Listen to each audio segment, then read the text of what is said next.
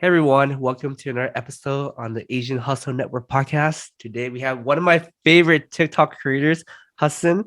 Hassan is killing it on the social media game, to be honest. I'm pretty sure you've definitely seen or heard his voice on TikTok. So Hassan, welcome to the show.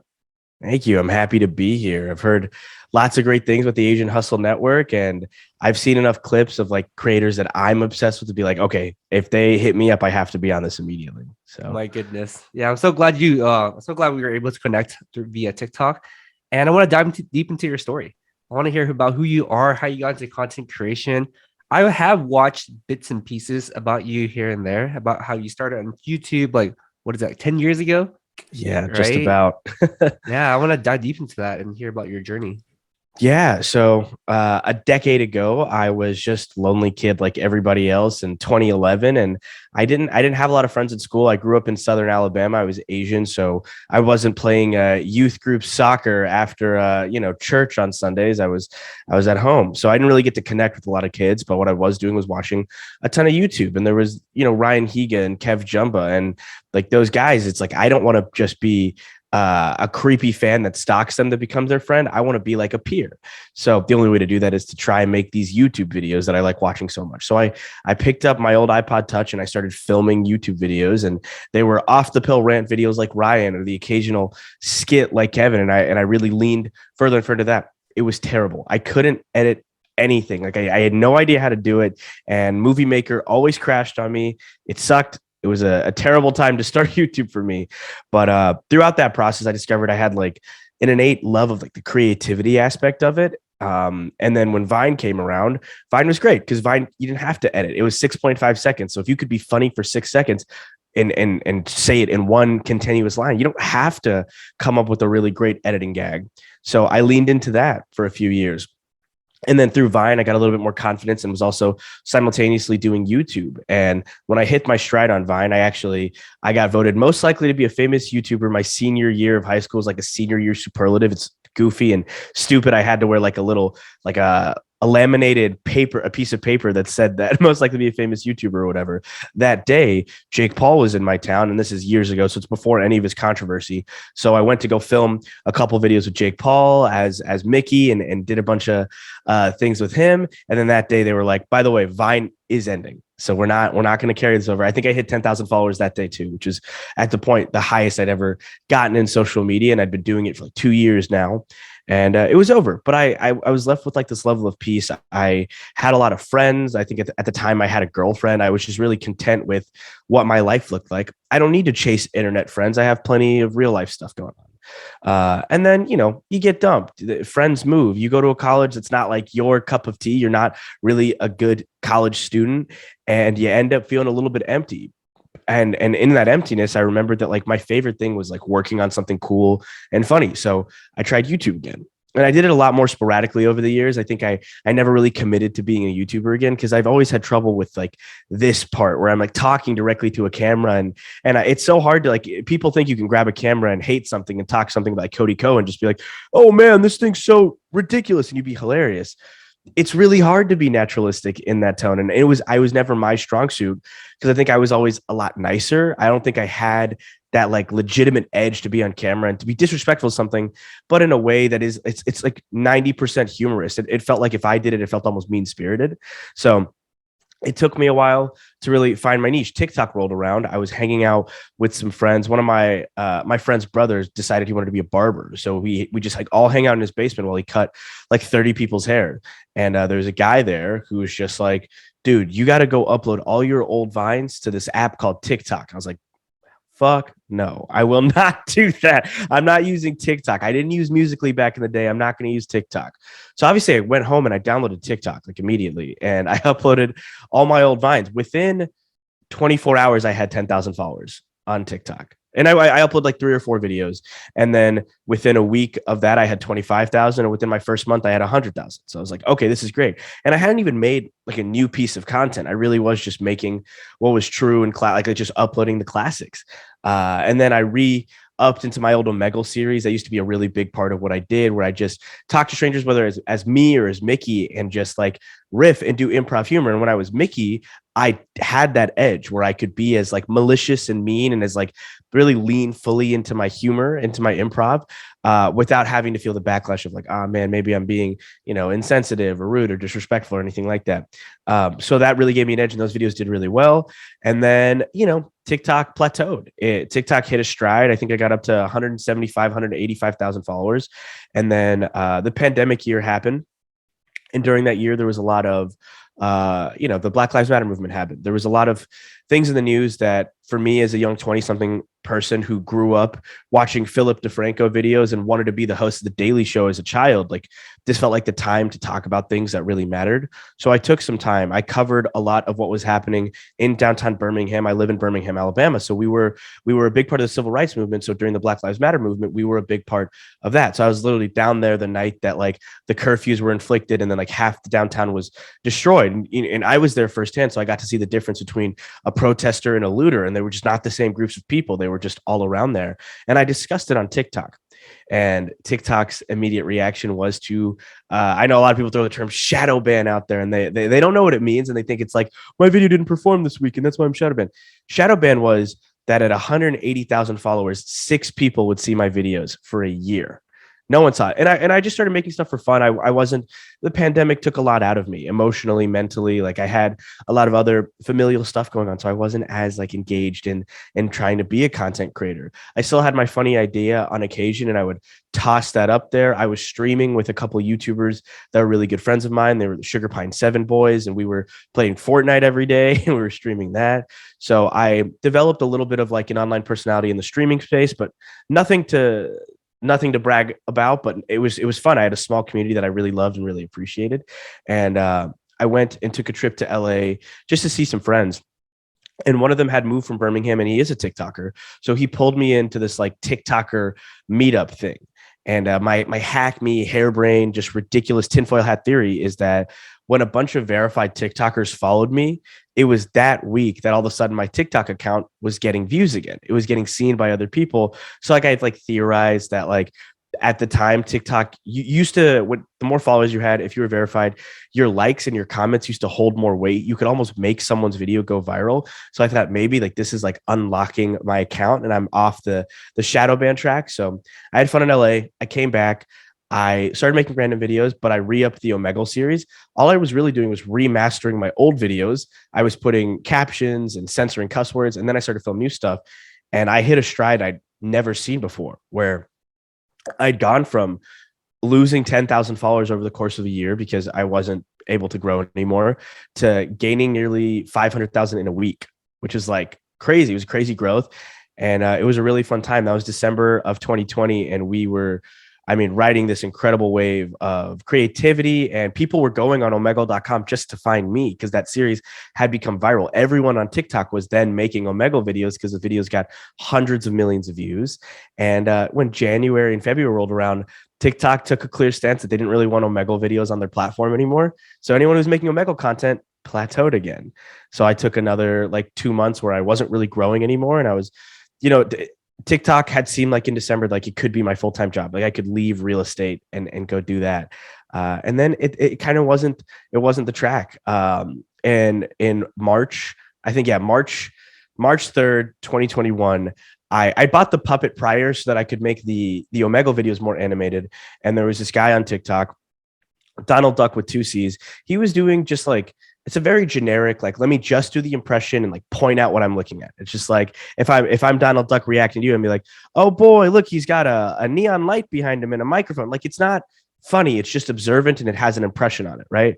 I was like, I could probably do better. I could just make this really funny. So I started to react to videos as Mickey, and it just exploded. It was an incredible thing. And it took me from that 500,000 to the end of the month, I was at 1 million, and I kept growing, and I plateaued. It was like 2 weeks where I wasn't growing at a rapid pace. I was only gaining 10,000 followers a week, plateaued my ass. I should be so grateful of that time period. And then I came out with this video where I reacted to a guy like putting his shoes into dirt, and he had like the waterproof sealant on it. So they splashed in water and it disappeared. And I just like yelled as Mickey doing that. And that video got like 100 million views. And that video completely changed the narrative, because then all of my videos for the next 2 months performed I would upload 8 videos a day every day because I believe that cadence was the one that worked best on TikTok. I would do that. And then from the hours of 11:30 p.m. to 3:30 a.m., I would live stream every night because TikTok had just released Duo Lives and I was going to gamify that system. And it worked really well. If in that period of time while I was asleep, I would gain 5,000 followers. If I was streaming, I would gain 25,000. So I was like, okay, this is genius. I'm going to keep doing this. And I was loving it. I was loving every second of it. I felt more creative than I'd ever felt before. I was gaining followers like crazy. I mean, by the end of June, I had like 3 million. By the end of July, I had 5 million followers. And it was this incredible moment. And then TikTok dropped the ban hammer. They decided that they were going to change their content moderation policies, at the same time increase their punishments without increasing their creator support to appeal those punishments and those problems. So I would get random videos taken down, and then I'd get a 1-week posting ban. And then that 1 week would turn into a month. And then eventually they started to delete my account, where I'd have an account one day and that 5.3 million followers. And then I wouldn't even exist on the platform the next day. And it would take me months and months and weeks of petitioning and campaigning and complaining on other social media platforms for someone to catch wind and then restore my account. But it was always a glitch. They always deleted my account unintentionally. So it left me in a really, really scorned position because I was well on my way. I think at my peak, people don't make a lot of money on the TikTok Creator Fund. I don't make a lot of money in brand deals because I'm, using a licensed character and I cuss a lot in my videos.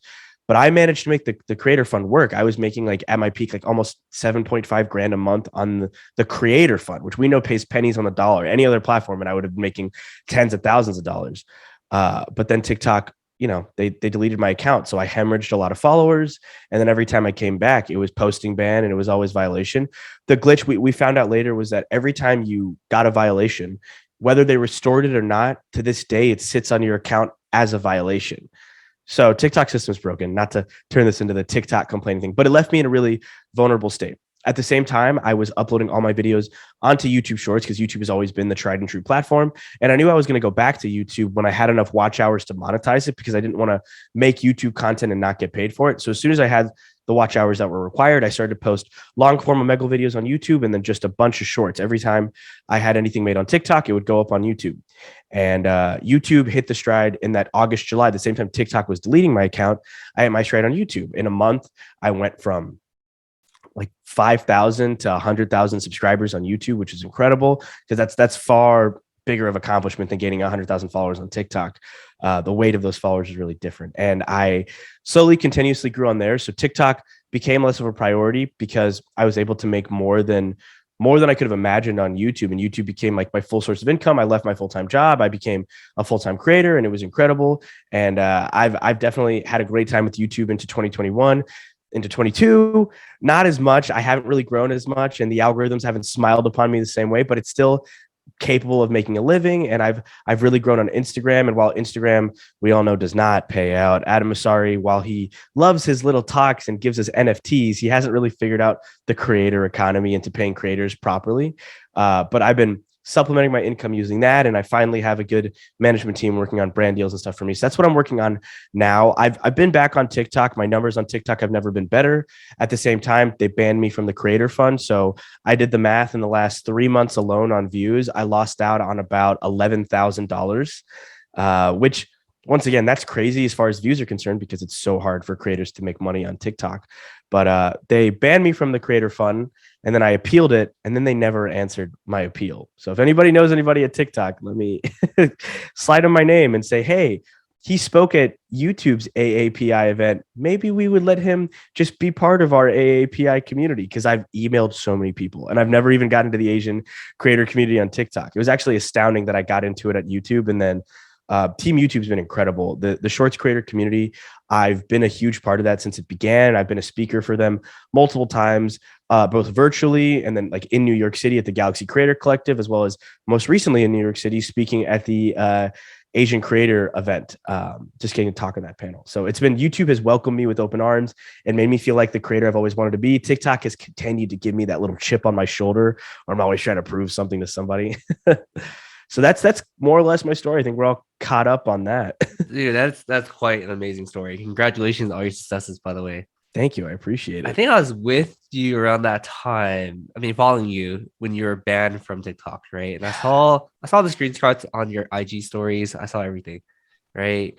And to be honest, like I was following along when your YouTube was blowing up, right? Yeah. Because I remember clicking on your YouTube profile from your TikTok and noticing that I want to say at the time it was like 56,000 subscribers, and all of a sudden it just ballooned, right? And I noticed your Yeah. TikTok start going crazy, and people were starting to catch on to the Mickey Mouse theme as well, right? Because I mean, you kind of called me crazy, but I was looking through all your old videos too, wondering like, because for me, I'm always studying as well. Like I like the social media discovery game where it's like you try to figure out the algorithm, trying to see what works, what doesn't work. So I was looking through all your stuff to see like when you blew up, right? And I'll give you a lot of credit too, because that's when I stumbled upon more about yourself. Even before we were introduced by Drex Lee, shout out to Drex Lee, you were one of the creators that I was following a lot, and I loved your humor. You know, I think I was there. I think you're right. One of the first videos I saw that was very memorable is the white shoes that you were screaming, right? And I was there when you made a couple other funny videos on Instagram as well, right? So shout out, give yourself a lot of credit. I also follow your stories too, so I noticed that you've been very involved with YouTube content creators. I mean, it sounds kind of weird, but I also knew that you're also in Alabama through through your social media as well. Hey, no, I love an observant person. I appreciate that. I feel like I always get questions of like, hey, are you going to be at Disneyland today? And it's like, no, dude, I've been there like 3 times. I just filmed a lot when I was there. So I made it look like I'm there all the time. But Yeah. it's nice to know when somebody knows I'm an old Bama boy. Nothing's changing anytime soon for me. I'm kind of curious. I know we mentioned earlier, and you're not feeling well right now. Do you have your Mickey Mouse character next to you? Not next to me. I think he's actually in my car, but this closet is full of puppets. So Oh my I have one of the goodness. replacement ones. Hold on. Let me go grab it. Oh. And for our listeners, you know, he's like going to grab his one of his Mickey Mouse right now. You can also check this out on YouTube. It's gonna be on video form as well. Well, that's pretty cool because he has his Mickey Mouse character, but not a lot of people know that I have an Elmo character as well. You have an Elmo character? Real quick. One second. Terrifying. I love Elmo. Yeah, so this puppet, they discontinued it. So the reason my closet is full of puppets, I bought all the ones that were left because I was like, I might need a replacement. I never use any of these because they're so like rigid and mine is so like worn in that I could do like funnier expressions, but I still have all of these just in my closet. I never once in my life wanted to be a puppeteer. I kind of hate puppets if I'm being honest, but it was the best avenue to like do improv comedy, put a spin on something that is so iconic. There's now a generation of people that think of me as Mickey Mouse before they think of like anything the Walt Disney Company has done recently. I've been more prominently Mickey in pop culture. So there's definitely like a level of, as somebody who's a lifetime fan and grew up enjoying it, to have your own relationship with the character. Like that's really definitely cool. I'm gonna have to ask you a legality question. Has Disney ever gone after you? No, we're in a spot where Disney and we're great. We're not going to work together on anything anytime soon, or not with Mickey. I think me and Disney might do some PR stuff in the future, but yeah, they're not angry about it. I think most of the people who work on the PR teams and like that I've been able to talk to love the stuff, and they don't think I'm going to get taken down because it does fall so heavily into parody. Like you couldn't make a case that it's not parody content. So how could you possibly take that down? And it's, I don't monetize the likeness. I'm not selling the puppet. I'm not selling merch of the puppet. But Disney in 2024, when your copyright is up, you can bet your ass I'll do that. Absolutely. Seconds later, you're going to get my version of the puppet for sale. But until then, I do a good job of respecting the boundaries of what they are okay with. And they're really cool with me. I never thought I'd be in a position to where I have the mouse in a stalemate, but they know that the backlash of them taking down my account would be everybody coming down their throats for free speech and parody and all this stuff, and they don't want that. There's like a currently a thing on TikTok right now where there's this Lightning McQueen guy who had a car that's designed like Lightning McQueen the character, and he's like, he got a cease and desist from Disney. I don't know the guy. I can't speak to anything. I think it's a fake story because I don't think Disney is dumb enough to do that, because it's just such an instant, like it's the internet versus Disney, and they love that stuff. And that would only make me more famous. Hell, if Disney wants to come after me, fine by me. If you guys haven't noticed, I'm not trying to phase Mickey out, but I'm definitely phasing myself into all the content a lot more. So, hey, if I have to forcefully not make Mickey Mouse videos anymore, I'm not going to be too upset about that. Yeah. I mean, that's a really good point, right? And I hope everything's gonna be okay. I feel like if anything, like you're making Mickey Mouse more prominent in today's world, right? You're giving him a Yeah. personality. You're still basically using the same voice, the iconic laugh, the high pitched voice, the high pitched Yeah, tone. I tried. I did a good job. I think it was well into like the first month of me doing the reaction videos. I decided that I was no longer going to do a pitch and tone accurate Mickey. I'm a really capable voice actor, so I was doing like exactly what I hear on screen. I was replicating that voice, and I decided to raise the pitch and to speed up the voice so I could react to things faster, and so that the voice had its own iconicism and resonance. And that was a tough choice because when I was a lot younger, when I was doing the occasional Mickey video on Vine, it was very much like I took a lot of pride in being so accurate and pitch and tone accurate. It was like my favorite thing of like, look at my perfect Mickey voice. It's better than most people's. And it was at the time, but I have a lot more fun with like, let me create my own version of stuff for now. Yeah, especially the parts where you have Mickey talk in a British accent, and then God, that just happened because I couldn't maintain the voice because I was sick. So I just like went from a Mickey Mouse voice that was weak to my own voice with a shitty British accent. And then I called it, I like the week before I found out that Mickey's like middle name was Theodore. And I was like, why did no one ever talk about that? And I just called him Michael Theodore Mouse. oh People went crazy man, for it. man, I wish you were feeling a lot better today because I'll be asking for that impression. But we can always ask for Oh that my later. gosh. Yes. Hopefully it's warming up. I definitely just apologies to everybody listening. If you want to hear the Mickey stuff, I've not been this sick in so long. It's not COVID, thankfully, but it sucks. All right, I'm gonna ask you like a couple other questions, right? I'm curious to hear like what's next for you, right? How are you taking this to the next level? I mean, a lot of content creators I meet on TikTok have aspirations to be actors, actresses in Hollywood, star in different Marvel films. What is your goal, right? Do you want to be a stand-up Yeah. comedian? So Do you want to continue doing what you do? What is the goal that you have? well, unlike most TikTokers and most old school YouTubers, I'm not looking to throw away what I've accomplished to try and succeed in a new medium. So I'm definitely going to end up like I am a stand up comedian now, and I've loved doing that. And I think that is funnier and better than anything I do on the internet. That said, I'm not planning on doing less stuff on the internet. I'm planning on doing more. So the Mickey content is going to continue to stay the course. We're obviously hoping the algorithm pendulum swings back my way eventually, but we're holding out hope. There's always ebbs and flows in content creation. It's always been that way. So we're focused on that. The Bad Days podcast it's my brand, my narrative. It's about how your bad days are your best stories. So we've been leaning into that more and more because it's a good avenue for me to have improvisational comedic conversations with friends as well as other creators. And working on personal stand-up, I've been adding myself to more and more content to make me a resonant character in the story, because I think my YouTube fan base has it unlocked that like Mickey is a puppet and Hassan's the guy. TikTok, on the other hand, it's like, where's Mickey? I'll post a video that gets 1 million views. That's like a Bad Days video, just like a podcast clip or something like that. But they will just not shut up. They're just like Mickey, Mickey, Mickey, Mickey, Mickey. I think they're kids. I don't know, but I definitely like get really frustrated about that. So finding a happy medium. My brand manager has been really adamant that like, hey, I love Mickey and we love the audience. You've grown, but you kept your username Hassan Khadair, unlike the Donald Duck guy who literally his username is Donald Duck with 2 C's instead of a K. You have your own brand resonance that exists outside of it. You've done so much as like a public speaker, as a creator.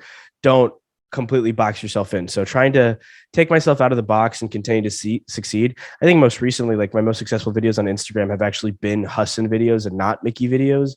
So finding that balance, but I also take a lot more pride in videos that are purely me and not Mickey. So it's harder to put those out when it's like Mickey. I'm like, I can film, 8 in an hour, but when it's Hassan, it's like, I care a little bit more. It has to be a really, really funny idea for me to want to do it. So finding a balance, getting better at that, doing more stand-up comedy for sure, but at no point leaving YouTube behind. I think Lily Singh got a TV show not long ago, and I know somebody on her team, and the money that she made on the TV show was 1/10 what she would have made in brand deals that year. and it didn't improve her chances at becoming a late night star later. Like it didn't go over well. It wasn't really critically acclaimed, and no hate to Lily Singh or anything like that. But a lot of YouTubers like Tyler Oakley became little Ellen DeGeneres on his thing. So you see a lot of YouTubers coming and fading rather than being resonant on their own platforms, which the platform itself is becoming more mainstream, but they're trying to jump to a ship that's actually becoming less mainstream. So making smarter decisions in them. I've been a creator for a decade. So I've seen your Ryan Higas who just Twitch streams for fun and isn't trying to be relevant anymore, all the way down to your Shane Dawson who will claw at whatever they can to get back into the spotlight for 10 minutes and then fade back into obscurity. So finding a medium of like what makes the most sense for me in my life. So Yeah, I mean that's really deep, clear perspective of what you have, of what you want to do, right? And I think that, to be honest, it actually separates you from a lot of content creators we have on the podcast too. It's like very, very clear what you want to do, and so I do commend you for that, right? And I'm kind of curious too. Like, I want to hear more about your creative process and, more importantly, your mental health, right? Because we know that yeah, content mental creation is health. hard, right? You have to think about it all the time. You have to be obsessed in some ways. You have to consume a lot of content all the time, right? How do you manage that and like tell yourself that, hey, like I need a break. It's okay to take a break, and I need to, like, let go and do nothing, right? Go ahead. It's definitely something I've been struggling with a lot more recently. I've always been a big mental health advocate. I've been going to therapy once to twice a week every day for or every week for almost 2 years now, almost 2.5 years. And I love it. I love my therapist and I've made a lot of progress as a person. When it comes to content creation, it's really hard because creative process wise, if I'm in a good headspace and I'm relaxed and I find the videos I want to react to, or I have the ideas in my brain, I could film like 40 videos in less than an hour. It's all one takes. It's all comedic improv. So I don't have to prep a joke. In fact, if I do think I need to prep a joke, I won't make the video because if I had to do more than one take, it's not funny. It's a big philosophy of mine. So I was really good at it for a really long time. And I was killing it because YouTube, the income was only going up. And then after December happened, I took 3 weeks off in January from long form, not from short form, just from long, because I was sick. It was actually the first time I'd been sick in years, and I was feeling miserable, and I didn't want to live stream and come up with Mickey reacting to whatever. And I thought I could take those 3 weeks off, but my algorithm suffered pretty severely after that. I went from never having a video from when I was at 10,000 subs to now below 100,000 long form views. I, to this day, haven't broken 100,000 since January. Those 3 weeks off took me out of the algorithm, and it really, really hurt my creative process in my career. And that was really, really harmful. And I've been still working hard at it. I have a really aware support system that is just always on point with like how I'm feeling about all this and when I'm depressed and when bouts of depression come, because they come really often in this career track. It's really lonely, and a lot of people have ideas to fix it. Hey, just stop doing Mickey and just be Hassan. And it's like, if I could do that, I would have done that forever ago. But I create an audience that wants something. Like, how dare I not give them the thing that they want? I can give them more, but then it's like when you come to the aspect of the more, it's like how much more can your body physically handle? And it's when these algorithms aren't smiling upon you. It's like on Instagram or on YouTube, my views have never been lower. On Instagram, my views have never been higher. It's not the content itself. I think it should have gotten stale forever ago, but hey, people still want Mickey videos. It hasn't gotten stale. It hasn't reached its maximum saturation. So you're seeing like hundreds of millions of views on Instagram now, and you're not even remotely cracking that on YouTube for the first time ever. I'm getting more Instagram views than YouTube views. So it's been a really a big balancing act, and I don't know if I have the answer yet as to like how to really handle that and how to stay centered. I talk about it a lot in therapy, and I make sure that my support system is keenly aware of how to support me through it and how to be there for me. And more recently, I've invested in an assistant, which has been a big godsend because I've been able to just like cut out all of the busy work. I'm only doing the creation itself now. And then I'm working on the new channels because I think that's more my strong suit than I'm so sorry to be all sick and stuffed up while we're having this talk. But yeah, I've been able to be more creative. I think most recently, like the videos that I posted yesterday and the day before on TikTok, all did so much better in the view department than anything has in a long time. And it's because I'm creating from like a much more relaxed position. And I think I'm able to find those jokes a lot better when I'm comfortable. So trying to get comfortable again is what my goal is, and really hoping those algorithms swing one way. And I have some secret projects in the work as far as like me gamifying the algorithm on a couple brand new channels, and they've been progressing really, really well. Because the main issue right now is that my content's no longer served on the shorts shelf. So it's not being seen by anywhere near as many people in like the shorts algorithm. I still have my like daily viewers, so that's how I'm keeping afloat. And I discovered that a lot of my fellow content creators that I've helped make the transition. I created the TikTok ban victims chat during the when TikTok did what they did, and I've helped a lot of YouTubers or creators transition from create TikTokers who only have that as their only stream of income to Instagram users to YouTube creators, and it's been amazing because a lot of them have really thriving careers. But I noticed the pendulum swung towards newer accounts. So we're currently messing with a brand new account that's uploading the same content, even the older videos of that content, to see if we can gamify the algorithm on a new channel to get content to be resurfaced. And so far, it's been going really, really well. So mental health, therapy is important. Having people in your life that are really aware of everything going on with you at all time, that's really, really important. Just taking time daily. Like I make sure to work out every day for an hour. Anytime I don't work out, I feel worse than if I hadn't. It doesn't have to be extraneous workout. I don't have to pump iron for 3 hours straight, but just an hour of being outside and going on a walk, or an hour of being in the gym will do wonders towards your mental health and your exertion, because this is a very lonely, stressful career path. Man, thank you so much for sharing that to us, Ray. I know it's not easy to put that all in the open for us to hear, but I feel like it's a lot of things that we go through as content creators, as entrepreneurs, as people hustling all the time, right? It's the hustle mentality, and the hustle culture is so real. It's like, oh, if I stop, I'm gonna fall behind. If I do this, I'm gonna stop, I'll fall behind. But sometimes you do need to pause and reflect, because that's the only way you realize if something's going wrong, right? You don't want to be in a position where it's like it's too late. And I'm really down this rabbit hole where I don't have my support system. I'm not honest with myself. I'm not taking the proper measurements to be healthy, right? And you are right. Depression in this field is very, very common, right? Sometimes you always see, now, unfortunately, you do see pretty often your favorite content creators like, ending themselves. And that's so sad, right? Because that can totally be prevented, right? Just by talking about it and having the proper support system around them. So thank you so much for sharing that. I know that you're in your early 20s, right? So like there's definitely that I have unlimited energy, I have all the time, I'm gonna conquer the world type of mentality. And I really appreciate that too. But I do want to take a step back and talk about your life before content creation. I know you mentioned that you used to have a full-time job. I want to hear more about what you studied back in college and how that played into the person that you are today.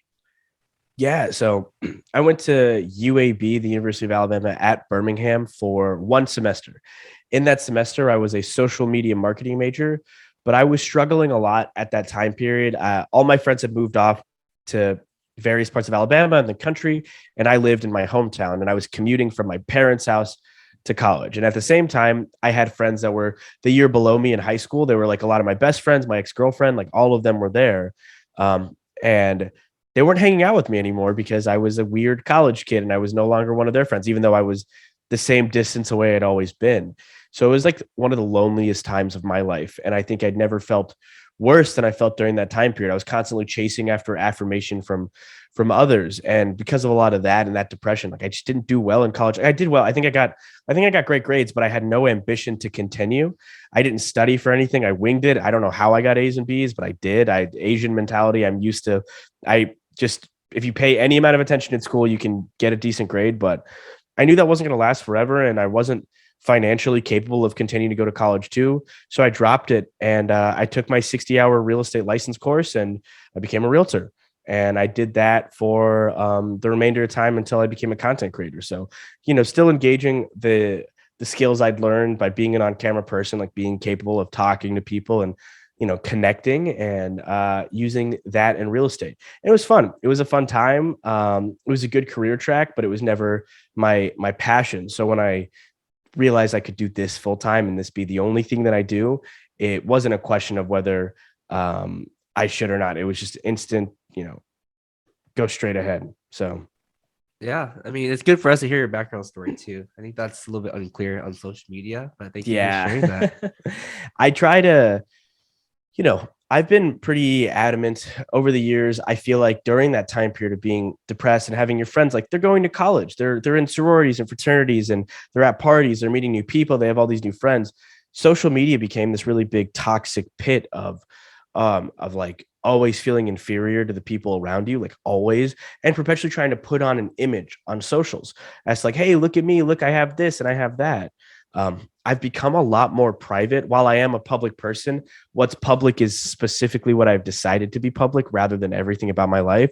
Like my relationship status is not for public consumption. Like things like that aren't. I try and keep most of my life as private as possible, just for the sake of like maybe we'll toy around with the idea of it later. But at this point in life, I have nothing to prove. I think if I wasn't a content creator, I wouldn't be a social media user. I think I'd probably watch videos on TikTok and YouTube, and that would be my limit. I think apps like Instagram, I don't really care what Todd and his new wife are doing from high school. Like I don't, that doesn't matter to me.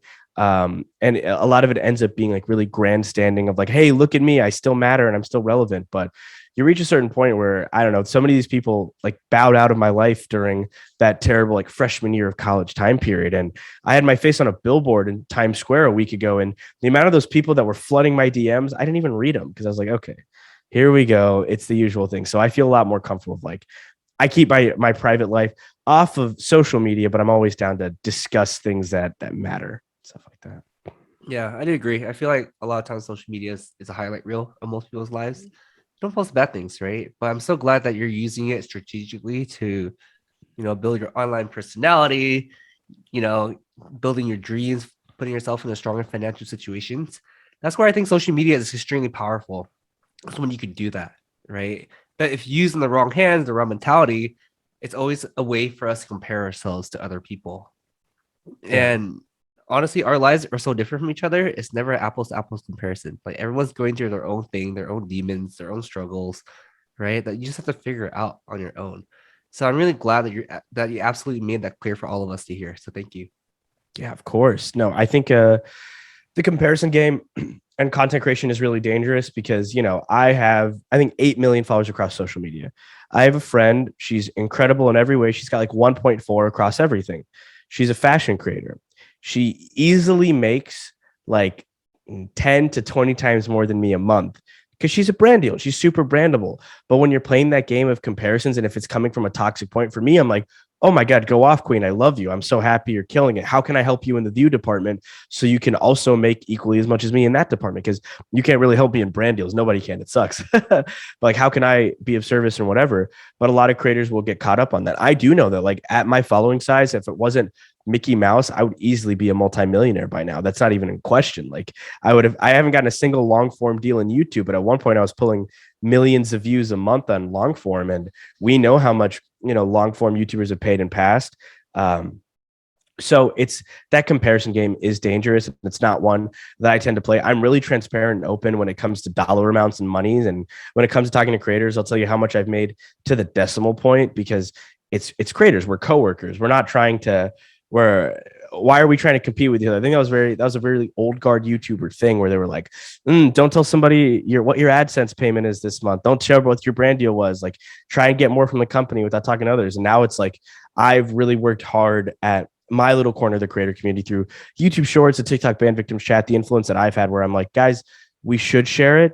Don't feel uncomfortable, intimidated, whether you made $100 or $10,000, like talk about it because it's going to help all of us make more money in the long term if we're aware of the prices. Like, we're not going to get screwed over in brand deals. So I've run a lot of conversation like let's all talk about it. So we're not comparing each other in this really like toxic, like, oh man, this person gets to do this and this person gets to do that.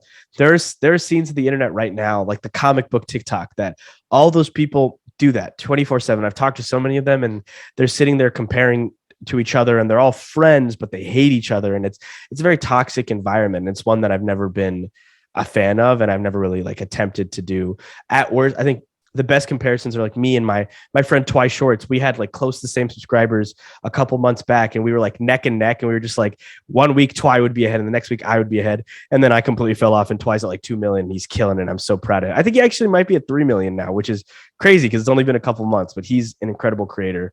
But those are like the only competitions or like real competitive edges you ever get to. Of comparing yourself to anybody in your field or anywhere else, it's just like, if it's not for fun, it's not. Don't do it. Yeah, absolutely, man. So as we're nearing the end of the podcast, I have one final question for you. And that question is, what advice do you have for a content creator that's just getting started today? Right. As we know, TikTok and all these other platforms are getting more and more saturated. How do we stand out if we're starting today? You stand out by being a great content consumer. To be a great creator, you got to be a great consumer.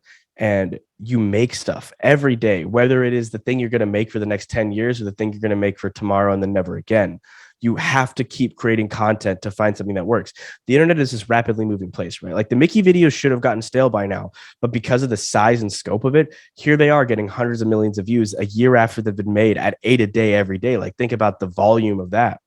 So keeping in mind, like constantly watch.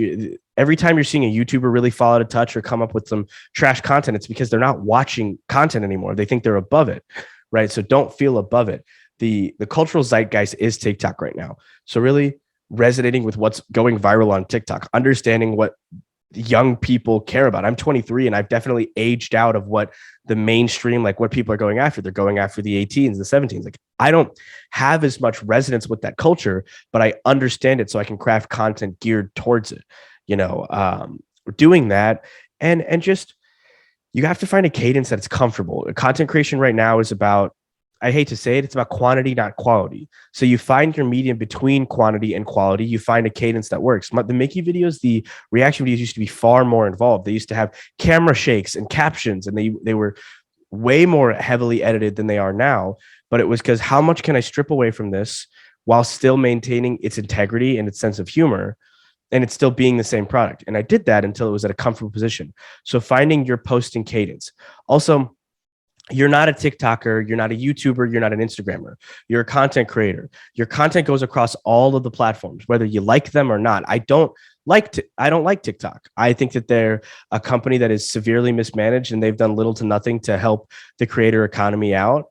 And they've been a detriment to our lives. But I can't deny the fact that it is the number one thing in the cultural zeitgeist right now. TikTok defines trends. TikTok defines what everybody in America is doing every day, right? I don't like Instagram very much. I think Adam Mosseri, as a CEO, talks about, he has his little talks every week, where most recently he did a video which Hank Green, iconic YouTuber, actually responded to and told him to go F himself, which is crazy to hear Hank Green say that. But Adam Mosseri opened this video where he's like, well, we can't figure out how to monetize creators yet, so we've decided to give you guys NFTs, which was so dumb because you haven't figured out how to monetize creators. Well, your entire platform is based on creators. You're the billions of dollars of revenue you bring in a year. Give us half of that, and you would satiate the entire creator marketplace entirely. But you don't want to do that.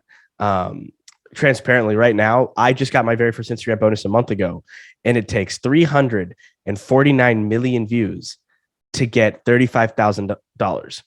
I don't know a single creator in the universe that's going to get 359 million views on Instagram. No one is. It's impossible. But they created that way they don't have to pay out creators. So I have a lot of problems with Instagram, but I can't deny that Instagram is a currency that, like, oh, I have 200,000 followers on Instagram. It has opened so many more doors for me as far as the legitimacy as a creator. And YouTube's golden. It's great. It's fantastic. You should always be at YouTube, and you shouldn't have any problems with it. Honestly, being a part of that Shorts creator team and being a part of everything else they're working on, they're a company that's always been really aggressively for creators. So I say all that to say that, like, as much as grievances I have with those platforms, and they're valid, they're terrible platforms and how they manage creators, they're really important to be on.